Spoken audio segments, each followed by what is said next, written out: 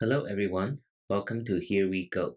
In this lesson, I will give you a few additional tips on how to improve your opening with a focus on what resources to use and what resources to avoid. So the first method for improvement is practice plus review. So as you're starting out, it's good to have partners who are learning Go together with you. If not, you can play online, and those game records are also saved. If you're playing on a physical board, make sure you record the games on a computer or a tablet so you can review the games after you finish. In my previous video, I showed you how to set up an AI on your computer.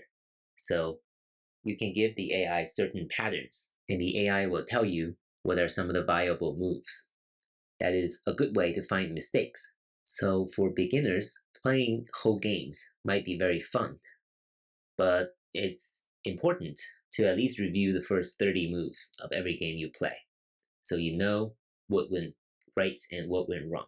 Otherwise, you might be repeating some of the wrong moves you and your partners play, and that's not good. You want to identify the wrong moves early on and try to play the correct moves that set you up for success later in the game. Second, I want to talk to you about some of the resources that are available online, especially YouTube. This is good for opening moves and whole games. And I'm only recommending professional players and very strong amateur players. So one example is Michael Redmond, who is a professional 9-dan player. I mentioned him a few times in my other videos. I think all of his contents are very good, highly recommended. He has many game reviews, reviews of professional games. He explains a lot of the basic josekis, basic patterns. All are very well researched and well prepared, and it's really the gold standard for any English language content in Go. Relatedly, there is a series here called AlphaGo versus the World. That was when AlphaGo first came out. I think in early 2017. It's a stronger version than the one that debuted in 2016. It went online and played against dozens of professional players, and it had a perfect record of 60-0. So it won 60 games against professional players. And in this series, I think Michael Redmond goes through all of them, especially the opening, and explains what are some of the openings that the professional players are playing, and what went right and what went wrong for each of the games. So it might be a little difficult for beginners, but if you watch 10, 20, 30, or all 60 of these videos, you're going to get a good idea of what Go opening is all about. And again, the quality of these videos are very high. I also found that some professional players from Korea seem to have YouTube channels in English. For instance, this channel, but it is no longer being updated, but it has some good contents in there, and this channel too. So these are not super high level professional players, but being pros is enough for teaching amateurs and beginners. And there is a very big difference between professionals and amateurs. It doesn't depend on how many years you have played.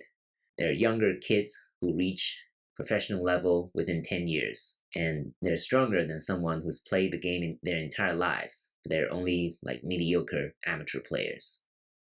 So professional players are much, much better at explaining everything.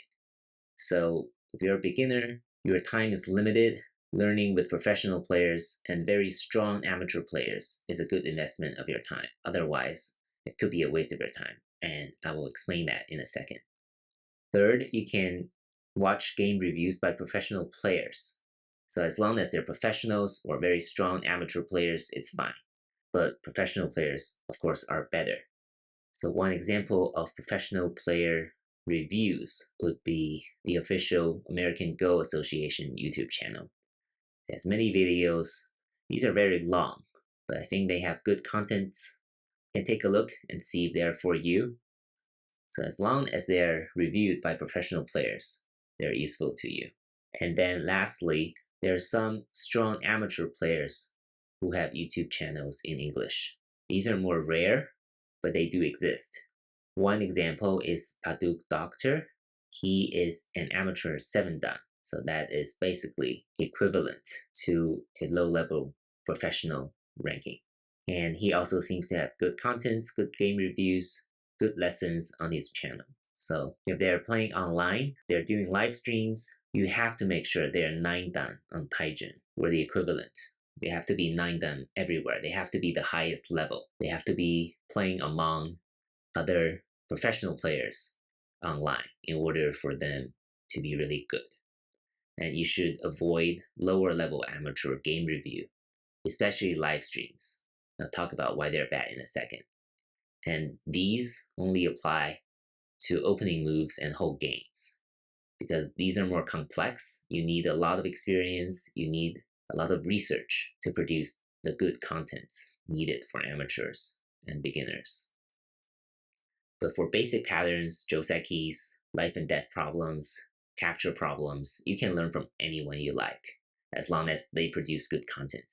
But playing whole games and teaching the opening is very different. And here are some of the reasons why you should not rely on amateur Go live streams. Number one, they play too fast. A major problem for amateurs is that they do not think enough. They play too fast. They play 5 seconds per move, and they don't explain everything. That means they will make tons of mistakes, even just in one game. And if you're a beginner, if you're a lower level amateur, if you watch these all day, you're going to learn a lot of those wrong moves. And that is counterproductive. Number three, amateur live streamers do not have the ability to identify all the wrong moves, and they often do not have time to identify all the wrong moves they make. That is a huge problem. If you watch those, you're going to learn a lot of wrong moves. They're basically teaching random, arbitrary moves they're making, and that is bad. You're learning from the wrong people. So as a beginner with limited time to invest in learning Go, as you all are very busy with other things to do, you should try to learn as many good moves as possible. And I've already talked about those other resources by professional players who are very strong amateur players. Just spend more of your time watching game reviews by them, and not some of those live streamers, some of those lower level amateurs who are not 9 dan on those Go game servers. Sometimes they're only 4 or 5 dans, sometimes they're queues.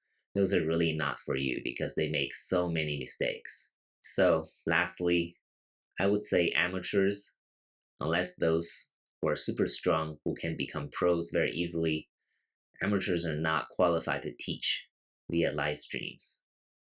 None of us, right, including me, is qualified to teach you via live stream, because even I, with 20 years of playing experience, do not know all the details of those opening moves. And I think that's just plainly irresponsible to teach via live stream if you're not a super strong amateur player. So please treat those live streams as entertainment only.